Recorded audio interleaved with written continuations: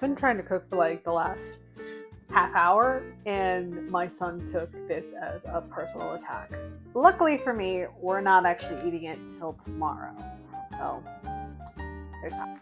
We're making a pot roast, and the reason I say we're going to eat it tomorrow because I very much believe that stuff like a pot roast or stew tastes better the next day. So I want to start it now. We're also having a very busy day. Tomorrow we got like library classes and whatnot on the schedule, so we're going to get started so we don't have to worry about cooking. So I have about 2.5 pounds of chuck roast here. You would normally want to do 3 pounds, but this is the one I picked up from the store, not really thinking, but it'll be sufficient for what I want to make for me and my husband. So for this recipe, I did consult The Joy of Cooking just to kind of get a base idea. Like I've said before, what's great about The Joy of Cooking is it's very basic. So once you have the recipes down, you can kind of do what you want with them. So the first thing I'm going to do is just rub this bad boy down with some kosher salt.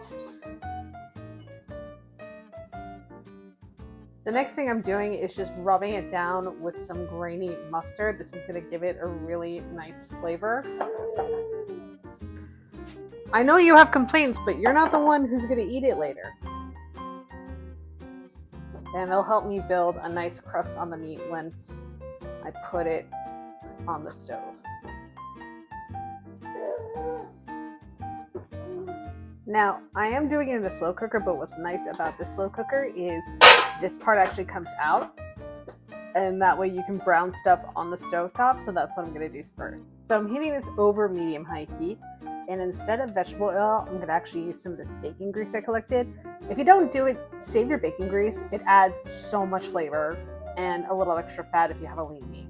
Now I'm going to add my meat and brown it on all sides. It's going to take about 20 minutes. I probably should have waited until the pan was a little hotter, but I'm impatient. Could have browned it a little more on that side, but not too bad. So I actually decided to cut the browning time in half because I realized that it might be too crisp because I'm cooking in a slow cooker today as opposed to a regular stovetop. So make that 10 minutes enough. Now to the slow cooker I'm adding, this is about 1.5 cups, 2 cups of chopped onions. Then we're adding another about 2 cups of chopped carrots. I'm also adding, because I just rinsed these off, whatever I have of these little potatoes that I got from Costco, because I just want to use them. Plus, my husband will definitely eat a lot of potatoes. I am now adding 2 cups of beef broth that I just made with Better Than Bouillon. Yes! Did you drop your Banky? You want the Banky? As I was saying, 2 cups of beef broth. Move the potatoes down a little bit. And now I'm adding some fresh thyme, some dried rosemary, because I don't have fresh rosemary right now, and 2 bay leaves. And lastly, I'm going to add, I left it back here, some fresh cracked pepper. Now, I know I'm not adding a lot of seasoning to this, but that's because since we're cooking it low and slow and not eating it until tomorrow, I'm relying on the flavors of everything else to really meld and like, really meld and then just bring it all together. In the meantime, I'm going to move this to my messy dining room table that you will never see so I can get started on some bread and also some rice for my husband's lunch because he's eating leftover Thai food and I'm not. Holy. So our original dinner didn't actually work out, so we're going to eat this tonight.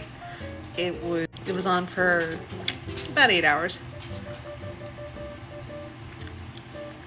Holy shit. That is just so tender and flavorful. It just, oh, it's so good. So this is my plate. I actually made some of the Trader Joe's cauliflower gnocchi on the side because I really like that stuff. And it is so good. I'm so excited. But yeah, slow cooker pot roast. Thanks for joining.